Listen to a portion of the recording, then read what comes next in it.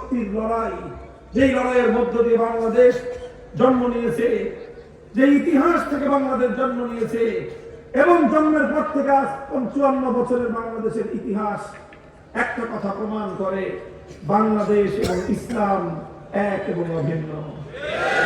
বাংলাদেশের স্বাধীনতা এবং ইসলাম এক সূত্রে গাঁথা।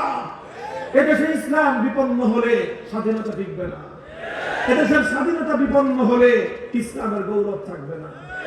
কাজেই বাংলাদেশের যারা স্বাধীনতাপন্থী তারাই ইসলামপন্থী, যারা ইসলামকে ভালোবাসে তারাই বাংলাদেশের স্বাধীনতার যোদ্ধা।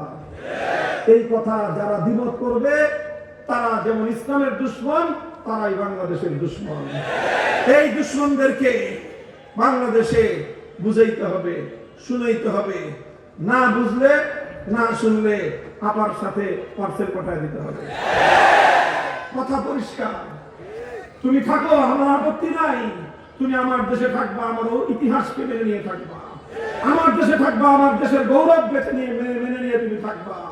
আমার দেশে তুমি থাকবা ২৬৯ বছরের অব্যাহত সংগ্রাম এবং আমার ঐতিহ্যের সঙ্গে একমত হয়েই তুমি থাকবা। যদি একমত হতে না পারো, তোমার জন্য সীমান্তের দুয়ার খোলা আছে।